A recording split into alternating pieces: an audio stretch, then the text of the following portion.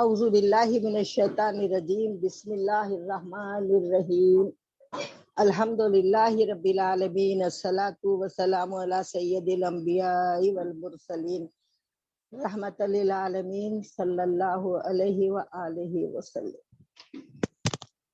بسم اللہ الرحمن الرحیم وقال الملأ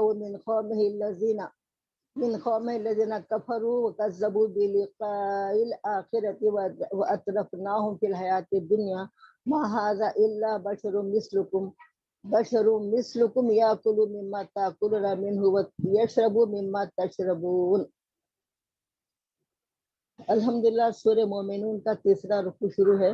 اللہ تعالیٰ ارشاد فرماتے ہیں وقال الملأ من قومه الذين كفروا، اور کہا سرداران قوم نے جو کافر تھے۔ ملا مانے سردار، ملا من قوم ہی اس قوم کے سرداروں نے، الذین کفروا جو کافر تھے، کہا انہوں نے وکذبوا اور جھٹلایا بلقاء الآخرت، آخرت کے قائم ہونے کو، آخرت کے دن کو، قیامت کے دن کو جھٹلایا۔ اللہ تعالیٰ فرماتے ہیں جبکہ ہم نے ان کو وَأَتْرَفْنَاهُمْ فِي الْحَيَاةِ الدُّنْيَا، اور دنیا میں تمام قسم کی خوشحالی ان کو عطا فرمائی تھی، ان کو بڑا آرام اور دولت عطا فرمائی تھی، اس کے باوجود دنیا کی زندگی میں ان کو تمام چیزوں سے نوازا گیا تھا۔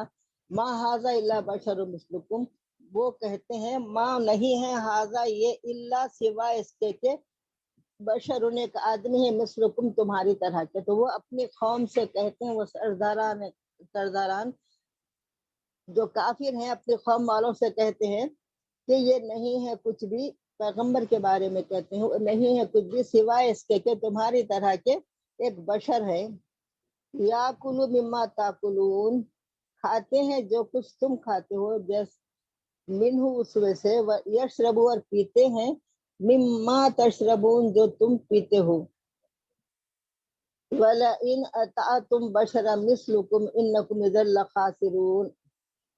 وَلَئِنْ اور اگر اطاعتم اطاعت کی، اگر یہ تم لوگ اگر بشرم مثلکم تمہاری طرح کے آدمی کی، انکم بے شک تم سب ہو جاؤ گے اذا لخاسرون نقصان اٹھانے والوں میں سے۔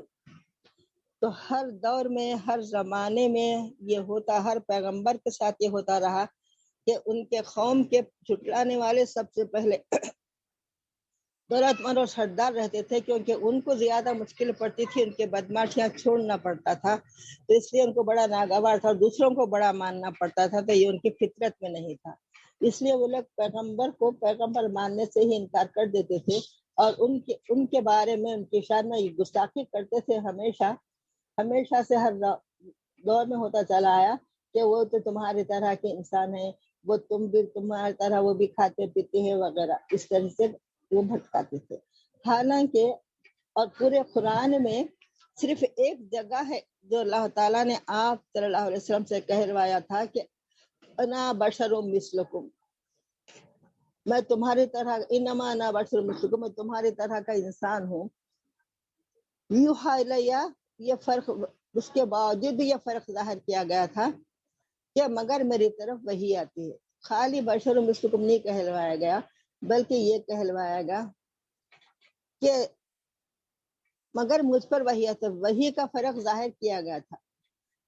تو اب جو لوگ کہتے ہیں ہمارے نبی رسول اللہ صلی اللہ علیہ وآلہ وسلم کو، کیا تم سے یہ پوچھنا ہے کیا تمہارے بالکل وہ یوحی الیہ کو چھوڑ دیتے ہیں، صرف انما انا بشر مثلکم کہتے ہیں، اور سارا قرآن رسول اللہ صلی اللہ علیہ وآلہ وسلم کی عظمتوں سے بھرا ہے، آپ کی رفعتوں کا بیان ہے، وہ سب چھوڑ کر صرف ایک آیت کے پیچھے پڑے ہیں۔ تو یہ طریقہ کفار کا ہے، یہ مومنوں کا طریقہ نہیں ہوتا۔ مگر اللہ ہدایت دے کے بعد مومن بھی یہ الفاظ کہتے ہیں جو اپنے آپ کو مومن کہتے ہیں۔ تب ان سے پوچھنا ہے کہ تمہارے اوپر بھی وحی آتی ہے، کیا آپ کو معراج ہوئی، کیا آپ بھی آسمانوں پر گئے؟ حالانکہ معراج کا انکار اللہ کی قدرت کا انکار ہے۔ جو اللہ کی کسی صفت کا بھی انکار کرے وہ کافر ہے۔ قرآن سے معراج کا ثبوت ہے۔ کیا تم کو بھی معراج ہوئی ہے، یا تم بھی چاند کے ٹکڑے کیے، یا کنکروں سے کلمہ پڑھوایا، یا سورج کو پلٹایا؟ کتنی ایسی باتیں ہیں جو گنا نہیں سکتے۔ سارا قرآن عظمتوں سے بھرا ہوا ہے، سب کو چھوڑ کر صرف ایک آیت کے بھی آدھی آیت، ایک آیت بھی نہیں، آدھی آیت کے ایک ٹکڑے کو پکڑ کر صرف یہ کہنا کہ ہماری طرح کے بشر ہے، یہ کس قدر لا انصافی اور کس قدر ان کے دلوں کی گندگی کی کا ثبوت ہے اس بات میں۔ مماثلت تو کیا، مناسبت بھی نہیں رسول اللہ صلی اللہ علیہ وسلم کے بارے میں، پھر بھی وہ لوگ کہتے ہیں اللہ ان کو ہدایت دے کہ جو اپنے آپ کو مومن کہتے ہیں اور اس کے بعد باوجود یہ الفاظ کہتے ہیں۔ پھر آگے ارشاد ہے وَأَيَعِدُكُمْ أَنَّكُمْ إِذَا مِتُّمْ وَكُنْتُمْ تُرَابًا وَعِظَامًا أَنَّكُمْ مُخْرَجُونَ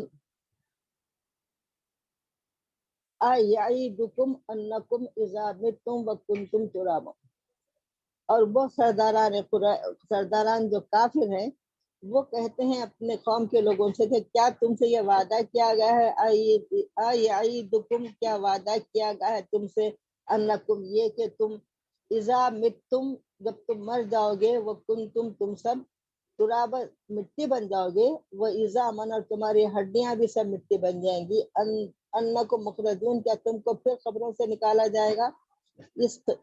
تو وہ لوگ آخرت کا بھی انکار کرتے تھے، تو اس کے بارے میں ارشاد ہے ہیہات لما توعدون، ہیہات کے معنی بہت دور، بہت دور، بہت دور کی بات ہے یہ تو، کہ جس کا تم سے وعدہ کیا جا رہا ہے، اس قسم کی بات زبانوں سے نکالنا، یہ بات بہت ہی بری بات ہے جو لوگ اپنی زبانوں سے نکالتے ہیں، تو یہ لوگ انکار کرتے ہیں آخرت کا۔ اور آگے ارشاد ہے ان ہی الا حیاتنا الدنیا نموت ونحیا وما نحن بمبعوثین، ان ہی، اور وہ لوگ یہ کہتے ہیں ان ہی، نہیں ہے کچھ بھی، الا حیاتنا الدنیا، سوائے دنیا کی زندگی کی ہے، اور جس میں، اور مرنا، نموت، مرنا، اور نحیا، پھر زندہ ہونا، ہمارا مرنا اور ہمارا زندہ ہونا اور ہمارا جینا، یہ سب، اور ہمیں دوبارہ نہیں اٹھایا جاؤ گے، وما نحنو، جو کچھ ہے، حیات دنیا نموت و نحیا، دنیا کی زندگی، ہمارا مرنا، ہمارا جینا، وما نحنو، اور نہیں ہے ہم سب، مبعوثین، دوبارہ اٹھائے جانے والے، ان ہوا الا رجل افترى علی اللہ کذبا، یہ شخص نہیں ہے کچھ بھی، الا رجل، سوائے اس بات کے کہ یہ لوگ افترا، نعوذ باللہ، افترا کرتے ہیں، افترا کے معنی جھوٹ باندھنا، اللہ پر جھوٹ باندھتے ہیں یہ، وما نحن لہ بمؤمنین، اور ہم تو قطعاً ان پر ایمان لانے والے نہیں ہیں۔ یہ سرداران جو کفار تھے وہ لوگ کہتے ہیں کہ ہم تو ان پر ایمان لانے، ما نحن لہ بمؤمنین، ہم نہیں ہیں ان پر ایمان لانے والے۔ قال رب انصرنی بما کذبون، کہا ان پیغمبر نے اے میرے رب میری مدد فرمائیے، رب انصرنی، اے میرے رب میری مدد فرمائیے، بما کذبون، جو یہ لوگ مجھ کو جھٹلاتے ہیں، اما خلیل اللہ یصبحن نادمین، تو مجھے جھٹلایا ان لوگوں نے، تو اللہ تعالیٰ نے فرمایا ان قریب یہ لوگ اپنے کیے پر نادم ہو جائیں گے۔ کہا پروردگار عالم نے اما، ان قریب کے، قلیل، ان قریب کے، لا یصبحن، ضرور وہ ہو جائیں گے، نادمین، یعنی نادم ہو جائیں گے وہ لوگ، یعنی ان پر معاملہ ہوگا، ان کے ساتھ ایسا عذاب آئے گا کہ ان قریب وہ نادم ہو جائیں گے۔ فأخذتهم الصيحة بالحق فجعلناهم غثاء فبعدا لقوم الظالمین، فأخذتهم الصيحة، پس آ کر پکڑ لی ان کو ایک صیحہ، کہتے ہیں بہت بڑی چنگھاڑ، یعنی بہت بڑی آواز کڑک کے جیسی تھی، جو آ کر ان کو پکڑ لی، ان کے اوپر نازل ہوگا یہ عذاب، بالحق، جو عذاب حق تھا، فجعلناهم، پس اللہ تعالیٰ فرماتے ہیں ہم نے بنا دیا ان لوگوں کو فبعدا للقوم الظالمین، غصہ کے معنی تنکا، خس و خاشا، کتنا چھوٹا سا تنکا جو پانی کے اوپر تیرتا ہے، اس طریقے سے ان لوگوں کو بالکل برباد کر دیا گیا یہ ظالم قوم کو۔ پھر آگے ارشاد ہے ثم نشانہ من بعدہم قرونا آخرین، ثم، پھر انشانہ، ہم پیدا کریں گے ان کو، من بعدہم، اس کے بعد کے قرون آخرین، دوسرے زمانے، بربادی کے بعد کئی قومیں آگے نہیں بڑھ سکی. قروناً کئی زمانوں میں یہ قومیں آگے نہیں بڑھ سکتی. ما تسبق من امت اجلها وما یستاخرون، اور کوئی قوم اپنے مقررہ میعاد سے آگے نہیں بڑھ سکتی. ما تسبق من امت اجلها وما یستاخرون، اور نہیں کوئی پیچھے رہ سکتے. سبق ہمارے پیچھے رہنا. ما تسبق، کوئی نہیں پیچھے رہ سکتی. من امت، کوئی امت، اجلها، ان کے جو وقت مقررہ ان کے لیے ہے، یعنی وقت ان کا جو موت کا وقت ہے اس سے. ہم یستاخرون، نہ ایک منٹ بھی وہ آگے بڑھ سکتے. یستاخرون، نہ وہ پیچھے ہٹ سکتے ہیں، نہ سبق ہمارے نہ آگے بڑھ سکتے ہیں. تو کوئی بھی قوم ہو یا کوئی انسان ہو، اس کے لیے اللہ تعالیٰ کے پاس ایک وقت مقرر ہے اس کی زندگی کے ختم ہونے کا. تو نہ اس میں وہ آگے بڑھ سکتے ہیں نہ وہ پیچھے. ایک منٹ بھی وہ آگے نہ پیچھے نہیں ہٹ سکتے ہیں. یہ قوم صالح، قوم لوط اور قوم شعیب کا بیان چل رہا ہے. ثم ارسلنا رسولنا تترى كلما جاء امة رسولها كذبوه فاتبعنا بعضهم بعضا وجعلناهم احاديث فبعدا لقوم لا يؤمنون. ثم پھر ارسلنا، ہم نے بھیجے پیغمبر. ارسلنا، ہم نے بھیجا رسولنا، کئی رسولوں کو. تترا مانے ایک کے پیچھے بھیجتے رہے. جب اس قوم کی بدکاریاں حد سے زیادہ بڑھ گئیں تو اللہ تعالیٰ کے پیغمبروں کو، اللہ تعالیٰ نے پیغمبروں کو ان کی ہدایت کے لیے بھیجا. اور جب کوئی ہدایت کی کوئی امید نہ رہی تو ان کے پیغمبر نے ان کے لیے دعا کی، ہاتھ اٹھایا، جس کا نتیجہ یہ ہوا کہ وہ ہمیشہ کے لیے برباد کر دیے گئے.